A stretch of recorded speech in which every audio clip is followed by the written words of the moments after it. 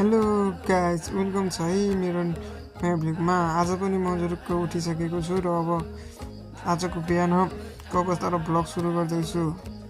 आजको भ्लग चाहिँ के छ भन्ने कुरा तपाईँहरूले अगाडि देख्न सक्नु हुँदैछ, अरू यहाँ थाहा पाइसक्नु पनि भइसक्यो होला, अलिअलि स्पिडहरू देखिसक्नु भएको छ। आजको भ्लग चाहिँ मेरो छ जीवन कहानी, बिहानदेखिको के काम गरेँ त कसो गरेँ भन्ने कुरामा छ। हेर्नुहोस्, अब आज मौसमहरू पनि पानी पर्ला जस्तो छ, के पानी पर्ला जस्तो भइरहेछ, गडाङगुडिङ गरेको छ। ल गाइज त वेलकम माई ब्लग। बिहान उठिसकेको छु म, उठेर अब यताउति मेरो गरी हेरेर म बाहिर निक्लेको। बाहिरको मौसम हेर्दा हाम्रो कुकुर पनि अब हेर्नुहोस् यस्तो चलाक भइरहेको छ। अब यतिकैमा अब यहाँ हेर्न सक्नुहुन्छ, गाउँतिर यस्तै छ। मेरो मम्मी यहाँ बढार्दै हुनुहुन्छ, अनि त्यहाँबाट मेरो भाइ पनि उठेर रेडी भइसकेको छ बोर्डिङ जानलाई। अब यहाँ झारझुर गरिरहेको छ र हामी मेरो गाउँ हेर्न सक्नुहुन्छ हाम्रो गाउँलाई चाहिँ यताबाट कस्तो सुन्दर देखिरहेछ।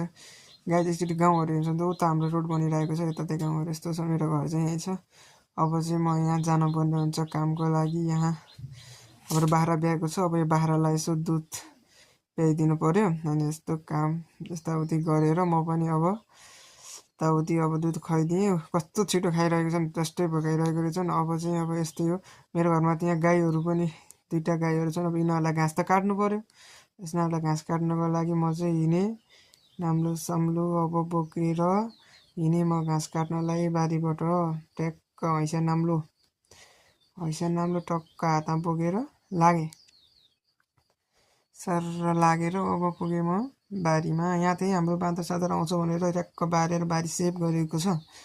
अब हामी चाहिँ तल जाँदैछौँ घाँस। अब म त यो घाँस काट्दैछु, चट्ट रुखमा चढेँ, झ्यापझुप सबै कुरा ख्याकडुक काटिदिएँ र झ्यामझुम झारिदिएँ।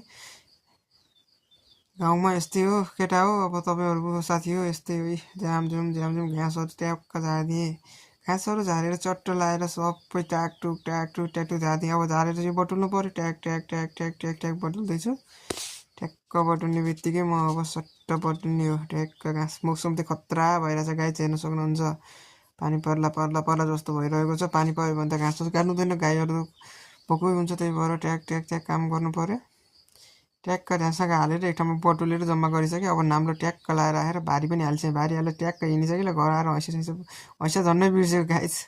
ट्याक्क आएँ, घरमा आएर ट्याक्क घाँसको भारी बिसाइसकेँ। घाँसको भारी बिसाएर हात गोडा धुएँ, ट्याक्क भएँ, फ्रेस भएँ। यस्तो भिडियो हेर्नको लागि लाइक एन्ड सब्सक्राइब सबैले गरिदिनु होला गाइज। फेरि पनि अर्को नेक्स्ट टाइम भेटौँला गाइज।